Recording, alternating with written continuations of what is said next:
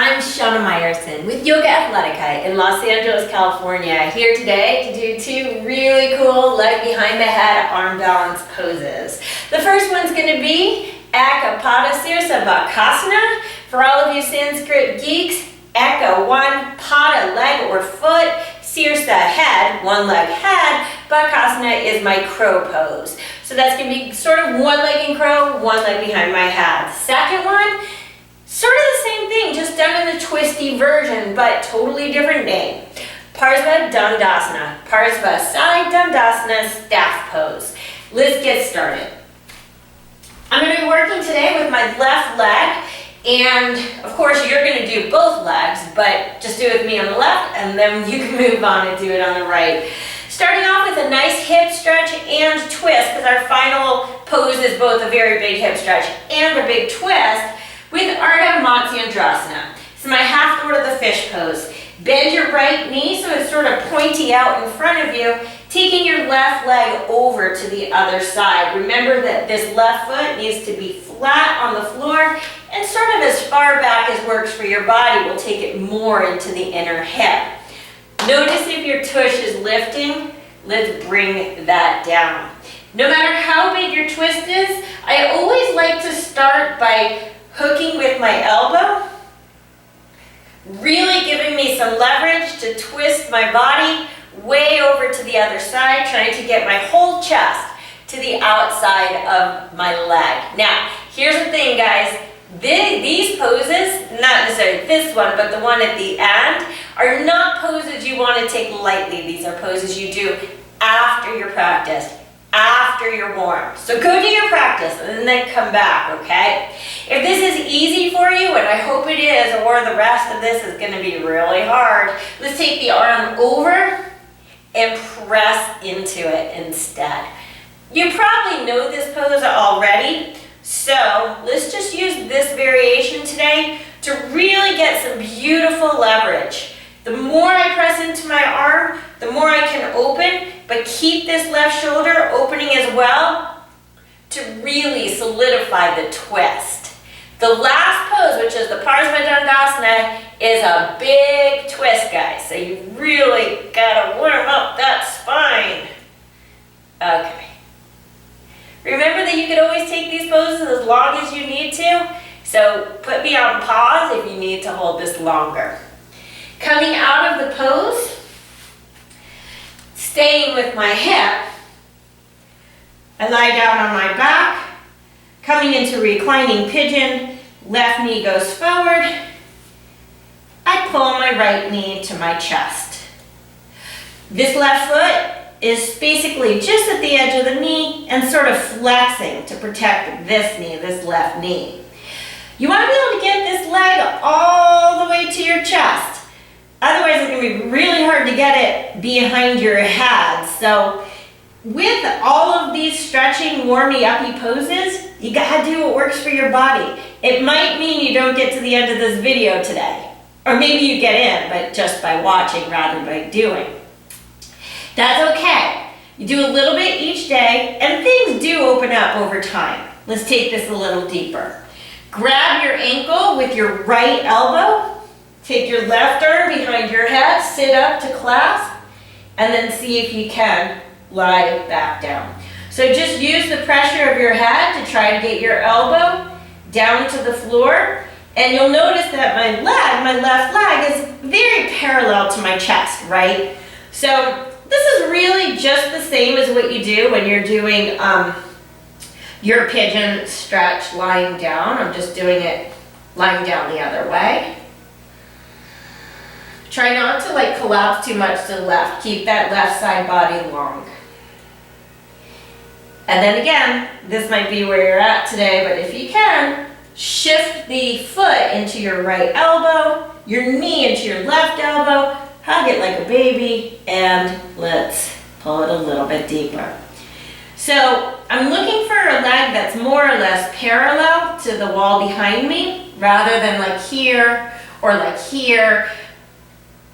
I want the leg to be parallel in this direction and also parallel to the ceiling. So trying to pull the knee and the foot both to your chest and your leg back by your shoulders as much as possible. Once you feel like that is warmed up, you're ready to start playing with leg behind head. So, I like to bend my right leg for leverage. It does help to sort of be able to press into the floor. Take your left foot into your right hand, taking your webby part of your left hand underneath your left leg. Left and right gets a little tricky here. Now, not really, just for me. Now, remember that the key to getting my leg behind my head is less about my leg, actually it's a lot about my leg, and more about squishing my shoulder under my knee. Because I gotta get the knee past the shoulder if I want my leg behind me. So as I sit up, instead of just trying to yank it back, right now my knee's at my elbow, right? I'm gonna curl in, you see how I'm sort of sitting up, to see if I can get my shoulder to the inside of the knee, right? Now when the leg goes back, remember that in order for it to get behind my head, it's got to go sort of in this direction, just like my previous, like my pigeon. Because a lot of people try to get it backwards by going straight back. That's not going to happen. My head's not over there, it's over here. So as I pull it back, I also need to sort of pivot like a pigeon, right? The knee out and foot in to snuggle it back behind my head. Now see how I use my arm a little bit also to help take that a little deeper. So this is a stretch you can just hang out in for a while, super comfortable. If you want to do it without holding on, you need to push your head backwards. Like if my head is forward, it's just gonna pop, I mean my head's not gonna pop out, the leg's gonna pop out. But once I get it into sort of the crevice of the neck, if I throw my head back, not really throw, but push, then it can hold my leg in place. Now, that's a stretch you gotta get used to. Used to it? Sit up. Let's try the same thing now, sitting. Some people find it easier, some people find it harder. You'll find out in a second which one you are. Same thing. I take the foot in my right hand, the calf in my webby part of my left hand, and I squish down. In yoga, we don't do a lot of like squishing down in general. We're always up and lifted. But this one, I give you permission to squish. So squish, squish, get your shoulder and wedge it underneath. Now again, my foot is on the wrong side of my head. I need to get it this way. So it's knee out, foot this way. I can actually duck and cover. Here we go, duck, cover. Hold on, I'm gonna get my braids out of the way. Duck and bring it in. Okay. Now, once I'm in, see how I sort of snuggle my shoulder and my knee? Because I gotta get in there really, really well if I don't want the leg, again, to pop up and over. Now, I'm pushing my head back. It may not look like it because my leg is pushing my head forward, but if I drop my head, I lose my leg. Not literally, that would be tragic, but figuratively, I lost my leg. So, that head back is going to be important, but it's also a lot on your neck. So you got to be smart about this stuff. Don't move on until you're ready to move on. Sorry, I'm so used to throwing my braid back, and then I remember, oh, it's got to be on the other side, so let's bring it forward again. Okay, so coming into our Pada, or one-legged Sirsa head, Bakasana, crow position, I take the leg behind my head, squish it in there, right? And again, the more I get in, the easier it's going to be to sort of hold that in place with my neck. Now, in order to get into a crow, I need to sort of stand on my right leg, right? So, putting my foot down, I simply push myself up to my tippy toes. Now, it might not look like I'm pushing my head way back, but I am. I'm pushing my head strongly back into my leg. My hands set up for my crow, my Bakasana, and you've got to be able to do your Bakasana in order to do this pose. Lifting my tush, knee to triceps, and just like a normal crow, I just take my right foot and pull it midline. and voila. I'm in my Akapada Sirsa Bakasana. Okay, let me show this from a different angle. How about that angle? Okay. Again, whoops. There I go with the braids again. Leg behind head. Snuggle it in. So there are people who aren't me. You could actually get this foot under this armpit too, but it doesn't look like this. This is like the Frankenstein version. They could do like under the armpits that are like all, and their leg is like behind their back all the way. That would really help if I could do that. But I'm good enough here. So again, head presses back. I need to come up onto my tippy toes. However you do that is fine. My knee, my right knee comes out, but my foot is midline. So remember in Bakasana how his knees wide, heels together? I just happen to have one foot down. Knee on triceps, and all I need to do is point my foot towards the left, and I'm in my pose. Okay. Coming out. You want to be a little bit careful in the way you come out of this pose because it really is, if I haven't said it already, a lot on your neck. Be smart on your neck.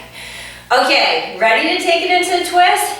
Let's just do one more easy twist to remind our bodies what it feels like to get them twisting.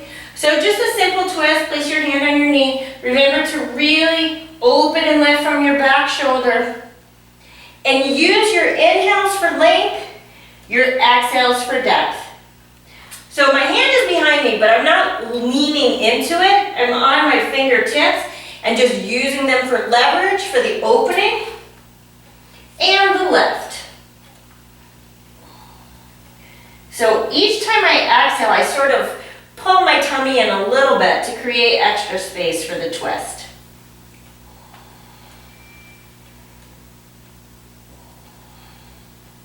Okay, let's do the other side just for fun. It's not a long twist and gotta even things out a little bit here.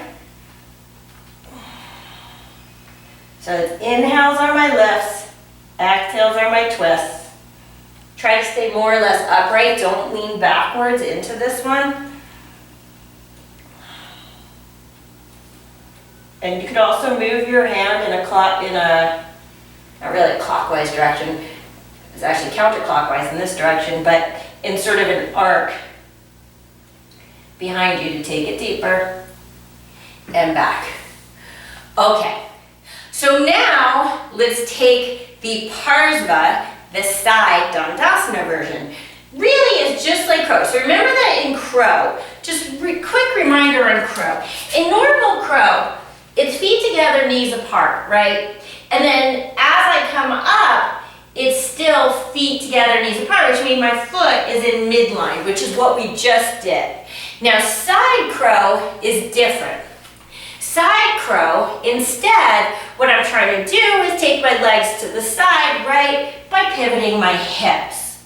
So I need to have my hips stacked, and the leg that's going sideways, which is going to be this bottom leg, needs to go.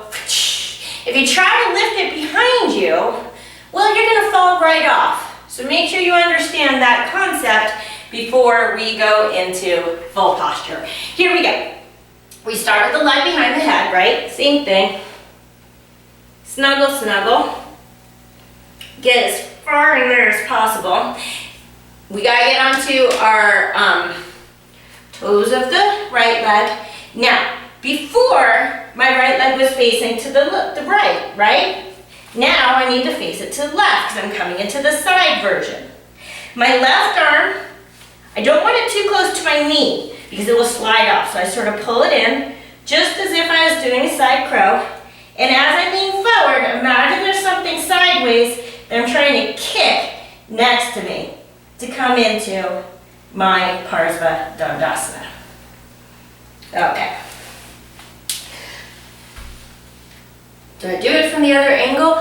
What would the other angle be? I don't even know. I think that's the only angle that we really care about. Now, The hardest part about this one, and you can see it in my pose, is trying to get your head more or less facing forward, because mine is more or less going like, eh. So I'm trying to sort of even things out. Actually, I take back what I said about side crow. It's still like side crow, but that bottom leg is actually the same exact leg as grasshopper. Check out my grasshopper pose if you don't know how to do that one, because I make it really, really simple and clear. But again, instead of thinking of lifting up, think about that leg kicking out. One more try. Move over a little bit. Breathe. Leg. Now, knee out, foot in. I come up onto my tippy toe. Get a nice twist in here. Create a shelf with my arms and kick sideways. Boom.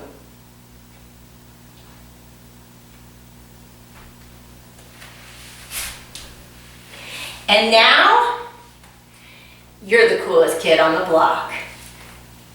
I love this leg behind the head stuff, and if you're having challenges with it, don't stress about it, okay? It all comes with practice and lots of daily stretching. You can do it. Surprise yourself. This is Shana Meyerson with YOGAthletica in Los Angeles, California. Don't forget to check out my Vimeo channel as well, where I have full-length classes to warm you up before getting into some of these poses. Have a great day.